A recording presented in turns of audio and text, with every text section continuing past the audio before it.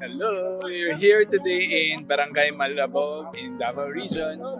We're gonna visit today the communities of Tio and Pilo.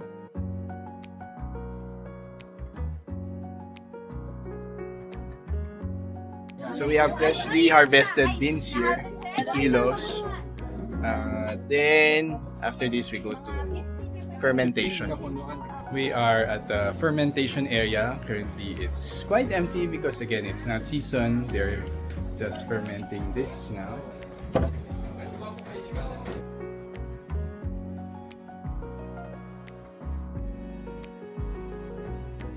We are at the drying area. Cacao beans normally takes about 5 to 7 days for it to be fully dried.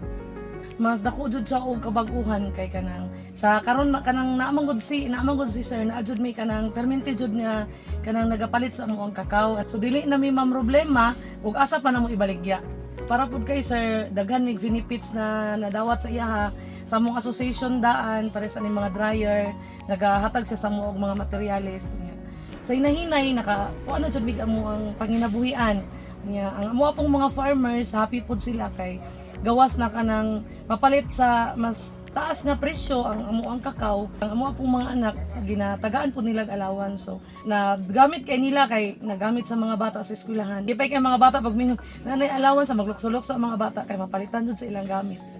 Thank you. Dako kay tabang sa amo ang ilahang gihatag na kanang tabang para sa among association ug dili mi maabot og ingon ani nga kanang makatukod mig amo ang kaugalingon nga building nga kanang maka-building mi makayuta mi nga kuan wala mi. Ako yung kinuha nila na mag-facilitate na magturo sa mga farmers. Yung naturuan ko dito, umabot ng mga 2,000 farmers na. Tapos yung una namin na niatid sa kanya, 800 kilos pa rin yun. Sa ngayon, umabot na mga 6 tons kada taon. Sa pagsulod ni Sir Tio and Pilo, mas maayo ang kuan kay mas mahal man ang iyang presyo sa uban. Kunya mohatag siya og kanang mga usahay mga gamit para sa kakao. Example anang mga silupin mohatag siya nga na. Unta magpermente ang iyang kuan maayo nga pamalit sa kakao. Ana siguro salamat kayo kang sir. We are now here at cacao trees. You see the fruits here. Now it's not season, so it's not as many. But you'll know that it's ready to be harvested once the fruit turns into orange or yellow. Ito na yung hinog ng tao.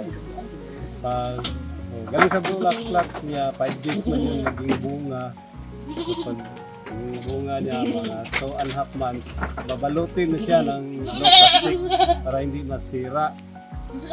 After 2 to 3 months naman din, ganito na siya. 60% na ripe na niya, hindi pa talaga. Ito yung 75%. Tapos yung green na kulay, maging yellow siya. Ito, pero hindi pa ito gaano hinog niya.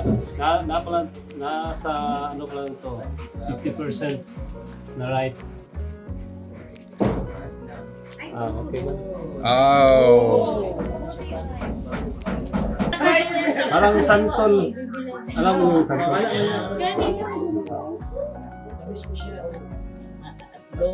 Akim.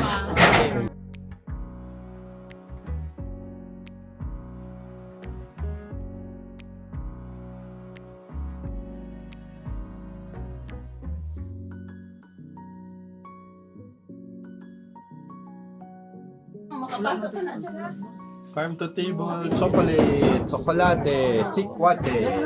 Galing sa farm nila. Doon na lang tayo kina Kuya Julius.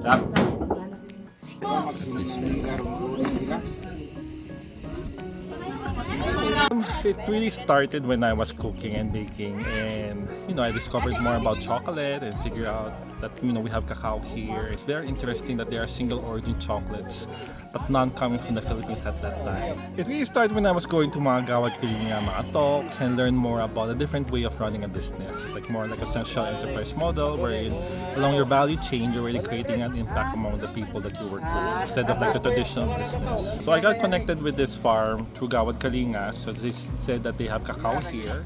Sabi ko, yeah, see, interesting. Let's find out what they have. So we tried the cacao, okay naman. So we've been working with them ever since. Through the years, we've already been forming, I guess, a stronger and stronger relationship. So aside from buying the beans at fair price, we also help with the post-harvesting facilities, mainly like providing equipment, and also some training. And also we have education allowance for the kids of the farmers.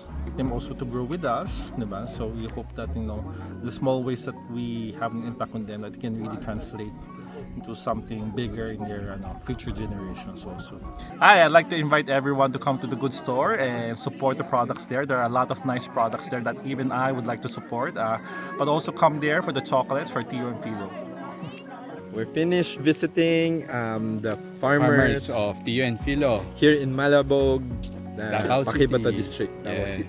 Yeah, very heartwarming stories on how Tio and Philo is helping not just getting their beans but also helping them in their education. And how the cacao farming really transformed the lives of these small farmers here in Davao. Okay. And then we also saw the cacao trees, have tasted the raw beans and see how they're fermented.